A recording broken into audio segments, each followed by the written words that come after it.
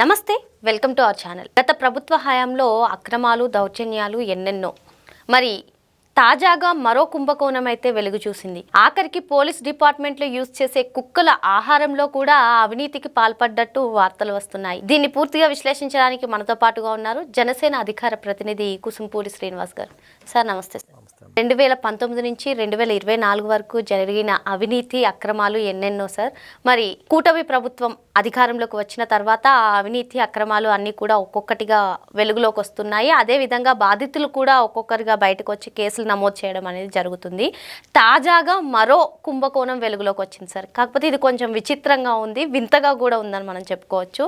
అదేంటంటే పోలీస్ డిపార్ట్మెంట్లో కీలకంగా వ్యవహరించే డాగ్స్ను కూడా వీళ్ళు వదిలిపెట్టలేదు. వారికి ఆహారంగా ఏదైతే ఇస్తారో అది నాసిరకం ఆహారం కానివ్వండి, లేదంటే అందులో కూడా వీళ్ళు అవినీతికి పాల్పడ్డారని చెప్పి పలు వార్తలు వస్తున్నాయి. ఏంటి సార్ అసలు వైసీపీ నేతల తీరేంటి? ఆఖరికి నోరు లేదని చెప్పి కుక్కలను కూడా వీళ్ళు వదలలేదంటారా? మీరేమంటారు? కుక్కలు, పందులు, పిల్లులు అవన్నీ వాళ్ళకి అనవసరం.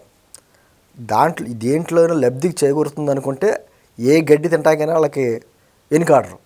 ఎందుకంటే మీరు అన్నట్టుగా అవినీతి, అక్రమాలు, దౌర్జన్యాలు వీటన్నిటికీ గత 5 సంవత్సరాల్లో కూడా ఒక చీకటి అధ్యాయం మనకి.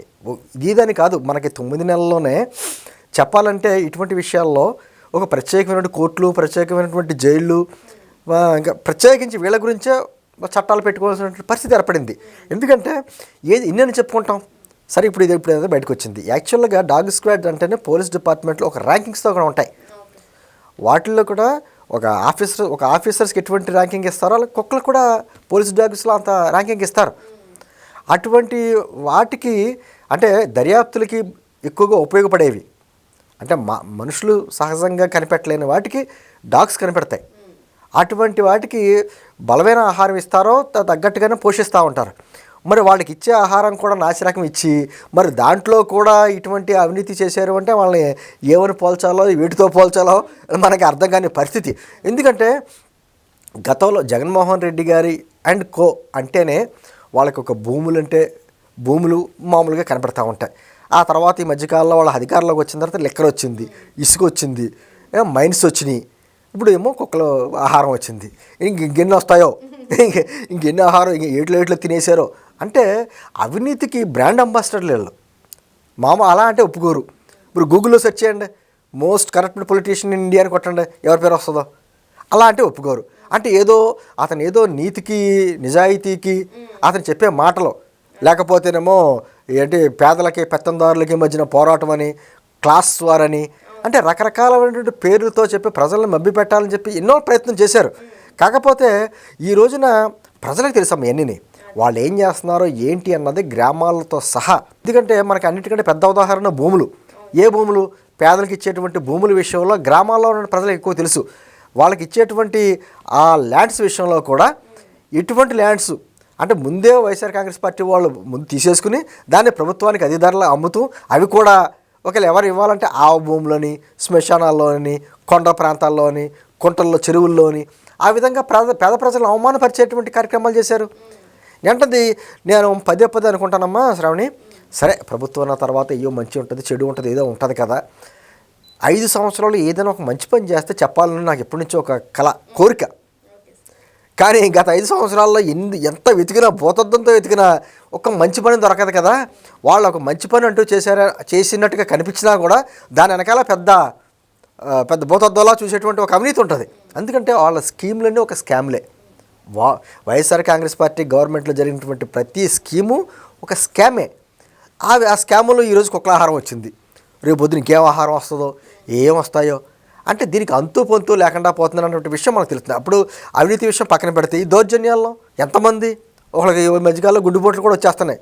అంటే నెక్స్ట్ మేమే అన్నటువంటిది ఆలోచన వచ్చి ఉంటుంది కొంతమందికి. వాళ్ళ గుండెపోట్లు హాస్పిటల్లో జాయిన్ అవ్వడాలు. ఎందుకంటే తప్పు చేసిన వాళ్ళ ఈరోజు కాపని రేపైనా వాళ్ళకు ఉన్నటువంటి నాయకుల్లో, అంటే రాష్ట్రానికి సంబంధించి ఒక ఏళ్ళ పెద్ద నాయకులు వైఎస్ఆర్ కాంగ్రెస్ పార్టీలో అనే వ్యక్తుల పేర్లు చెప్తే ఎవరి మీద అవినీతి మరకలు లేనట్టుగా ఉన్నదా అని ఆలోచిద్దామంటే ఎవరన్నా ఒకళ్ళు ఇద్దరు ఉంటే వాళ్ళు ఖచ్చితంగా పార్టీ నుంచి బయటకు వచ్చేసారు. ఎందుకు తట్టుకోలేని పరిస్థితులు. మళ్ళీ ఆ పార్టీలో ఉంటే ఆ అవినీతి మనం అంటించుకోవాలనేటువంటి ఉద్దేశంతో చాలామంది వచ్చారు. అదే సందర్భంలో మా ప్రభుత్వం 30 సంవత్సరాలు మేమే ఉంటాం అనేటువంటి భ్రమలు ఎప్పుడైతే కల్పించారో వాళ్ళు చేసే కార్యక్రమాలకి కొంతమంది అధికారులు కూడా తోడైపోయి వాళ్ళకు ఉన్నటువంటి అధికారులను కూడా పక్కన పెట్టి ఎంత అవినీతి చేయాలో ఆ విధంగా మనం చూసాం కదా. విడుదల రజనీ ఇష్యూలో ఒక అధికారి, ఒక ఐపీఎస్ అధికారి, అతనికి వచ్చింది 10 లక్షలు, ఆవిడ తీసుకుంది 2 కోట్లు అంటున్నారు. అంటే ఇదే ప్రభుత్వం ఉంటుందని చెప్పేసి వాళ్ళ కార్యక్రమాలు. ఈరోజు కుక్కలాహారంలో కూడా కొంతమంది అధికారులు ఉన్నారు, పోలీసు అధికారులు ఉన్నారు, లేకలేదు. వాళ్ళు కూడా మరి వాళ్ళు తిన్నారు ఆ కుక్కలాహారం. నేను అంటుంది ఇవన్నీ ఒకటి మనం తలుచుకుంటే అక్రమాల గురించి మాట్లాడుకుందామా, దౌర్జన్యాల గురించి మాట్లాడుకుందామా, లేకపోతే అవినీతి గురించి మాట్లాడుకుందామా, గత 5 సంవత్సరాల ఒక చీకటి అధ్యాయం గురించి, అంటే భవిష్యత్తులో ఏ ప్రభుత్వం అయితే ఇలా ఉండకూడదు అనేటువంటి తెలుసుకోవాలనుకుంటే గత 5 సంవత్సరాల గురించి మార్పు చూపించాలన్నమాట. ఆ ప్రభుత్వం అలా ఉండకూడదు, అలాంటి అవినీతి చేయకూడదు అనేటువంటి కార్యక్రమాలు మనం ఉదాహరణగా చెప్పుకోవచ్చు. ఈ రోజున ఇది వచ్చింది, మరి రేపొద్దున ఏమొస్తుందో, రేపొద్దున ఎవరి మీద కేసు ఎలా వెళ్తుందో, ఎటువంటి అంటే కూటమి ప్రభుత్వం మీద ఉన్న మచ్చ కూడా ఏంటంటే మచ్చ అంటే ఒక అసంతృప్తి. అరే 9 నెలలు అయిపోతుంది, గతంలో దౌర్జన్యాలు చేసిన వాళ్ళు, అక్రమాలు చేసిన వాళ్ళు ఇంకా స్వేచ్ఛగా బయట తిరుగుతున్నారు, వాళ్ళ మీద ఏం చర్యలు తీసుకుంటలేదు అంటే పక్కన చర్యలు జరుగుతున్నాయి. అంటే కాకపోతే ఏంటంటే కక్షధోరణ చర్యలతో కాకుండా ఒక క్రమబద్ధంగా వాళ్ళ మీద ఉన్నటువంటి చేసినటువంటి కార్యక్రమాల మీద పూర్తి ఆధారాలు సేకరించి చట్టం ముందు నిలబెడుతున్న కూటమి ప్రభుత్వం. దానికి కొంత లేట్ అవ్వచ్చు. అది కూటమి ప్రభుత్వం ఖచ్చితంగా మన మీద చర్యలు తీసుకుంటుంది, మనం చేసిన అవినీతి బయట పెడద్ది, చట్టం ముందు నిలబెడద్ది అని తెలుసు వాళ్ళకి. అందుకని ఒకళ్ళు కొంతమంది జారుకుంటున్నారు, కొంతమంది అనారోగ్యాలు పాలైపోయి పాపం ఆలోచించి హాస్పిటల్ పాలవుతున్నారు. ఇవన్నీ ఏంటంటే కాస్త లేట్ అవ్వచ్చమ్మా శ్రావణి. ఖచ్చితంగా ఈ కుక్కలాహారం మీద కావచ్చు, ఏదైనా కావచ్చు, ఏది ఆడుదాం ఆంధ్ర అవినీతి కావచ్చు, భూముల వ్యవహారాల్లో కావచ్చు, మధ్య లిక్కర్ స్కామ్లో కావచ్చు, ఇసుక స్కామ్లో కావచ్చు, అటవీ భూముల దోపిడీ కావచ్చు, ఏది కొత్త ప్రభుత్వం వదలదో ఖచ్చితంగా అందరినీ కూడా చట్టం ముందు నిలబెడుతుంది. సార్, మరి గత ప్రభుత్వ హయాంలో ఏదైతే అక్రమాలు దౌర్జన్యాలు జరిగాయో, మరి వాటిలో నిందితులుగా ఎవరైతే ఉన్నారో, అక్రమాలకి దౌర్జన్యాలకి ఎవరైతే పాల్పడ్డారో వారిని ఎవరిని కూడా కూటమి ప్రభుత్వం వదలదు అని చెప్పి సార్ చెప్తున్నారు. Thank you sir. నమస్తే అమ్మ.